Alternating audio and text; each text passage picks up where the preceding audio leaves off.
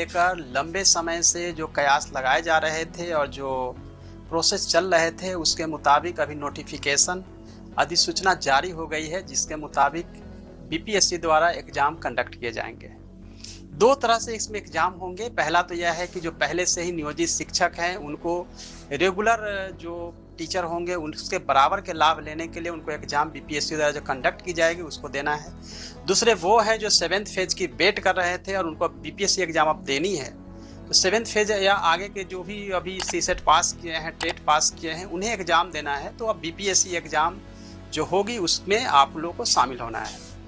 तो उसमें सिलेबस क्या होगा, एग्ज़ाम के पैटर्न क्या होंगे, बहुत सारे कन्फ्यूजन है। चूँकि बीपीएससी को अभी सिलेबस बनाना है, जो प्रिलिमिनरी जो डिस्कशन पहले भी होता रहा है उसके मुताबिक अगर देखेंगे तो प्रधान शिक्षक की परीक्षा बीपीएससी द्वारा ली गई थी, जिसमें कि जीएस और टीचिंग एप्टीट्यूड को रखा गया था।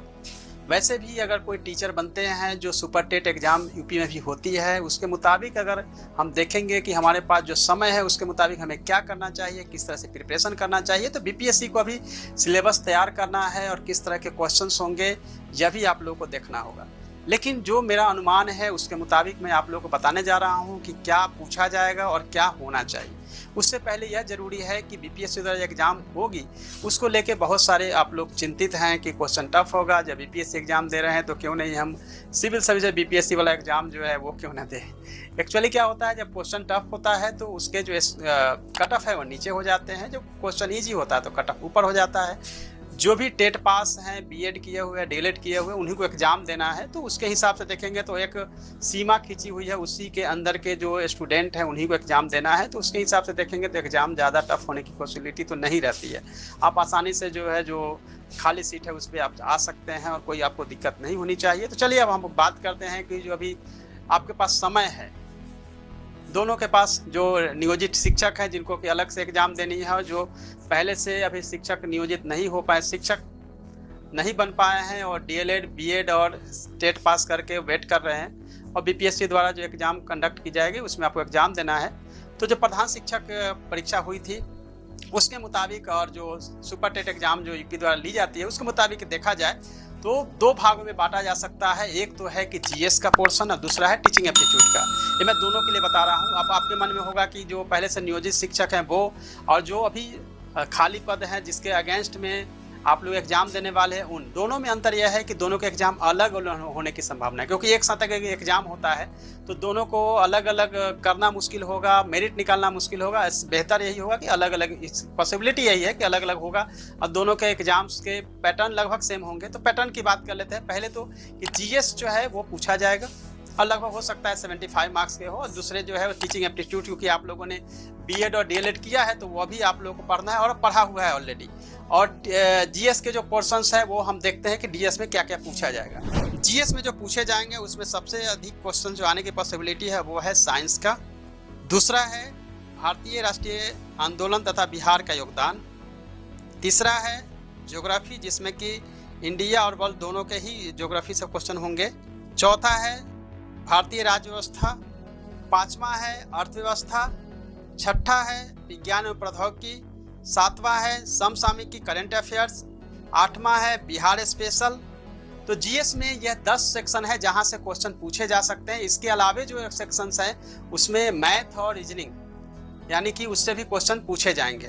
तो जीएस में कमो बेस देखा जाए तो यही सेक्शन है, लेकिन पढ़ने के लिए तो एनसीईआरटी की बुक्स में पहले से ही बताता रहा हूँ, उसको आप पढ़िए। अभी से आपके पास जो समय है उसको यूटिलाइज करिए, बजाय कि आप नकारात्मक चीज़ों को सोचने का। टीचिंग एप्टीट्यूड में जहाँ से क्वेश्चन पूछे जाते हैं, जनरली देखा जाता है कि टीचिंग में कहाँ से क्वेश्चन पूछे जाएंगे, मैं उसके चैप्टर के भी डिस्कशन कर लेता हूँ। टीचिंग एप्टीट्यूड में जहाँ से क्वेश्चन पूछे जाएंगे, नंबर 1 हम देखेंगे बच्चे तथा बचपन, बाल अधिकार, समाजीकरण, शिक्षा एवं ज्ञान। दूसरा जहाँ से हो सकता है पोर्शन वह है प्रमुख शिक्षा शास्त्री एवं उनका दर्शन। तीसरा जो पोर्शन हो सकता है पाठ्यक्रम, बाल विकास, वृद्धि एवं विकास, सृजनात्मकता, खेल, व्यक्तित्व और नैतिक विकास। चौथा जो पोर्शन हो सकता है वो है ईसीसीई, आवश्यकता एवं उद्देश्य, विशेष आवश्यकता वाले बच्चे, शारीरिक शिक्षा, बिहार में शिक्षा में चुनौतियाँ। पांचवा जो पोर्शन हो सकता है विद्यालय संस्कृति, शिक्षा के अधिकार, समावेशी शिक्षा, कक्षा कक्ष शिक्षण, पाठ सहगामी क्रियाएं, आकलन एवं मूल्यांकन, वृत्तिक विकास एवं नेतृत्व व्यवस्था। छठा जो पोर्शन हो सकता है वो है जिला स्तरीय संस्थाएं, राज्य स्तरीय संस्थाएं एवं राष्ट्रीय स्तर की संस्थाएं। 7 जो पोर्शन हो सकता है भारतीय समाज में समावेशन, अपवर्जन, समावेशी शिक्षा, जेंडर विभेद एवं संवेदनशीलता, समता और सामाजिक न्याय के लिए शिक्षा तथा शिक्षकों की अस्मिता। 8वां जो पोर्शन हो सकता है राष्ट्रीय पाठ्यक्रम की रूपरेखा, शिक्षण अधिगम में मल्टीमीडिया साधनों का उपयोग तथा विद्यालय कार्यों के साथ ICT का एकीकरण।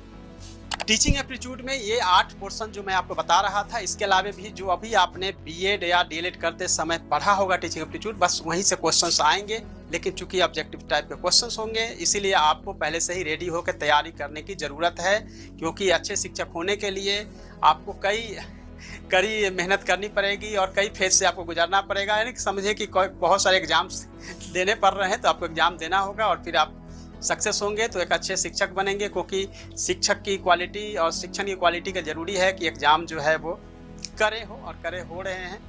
ऑल द बेस्ट सभी को। आप सभी इसी लाइन पे आप लोग तैयारी करिए ताकि आपकी तैयारी जो है मैक्सिमम हो चुकी होगी, नोटिफिकेशन आएगी, समय बहुत कम होगा तो इसमें आपको समय कम मिल पाएगा। अभी से आप लोग तैयारी करिए।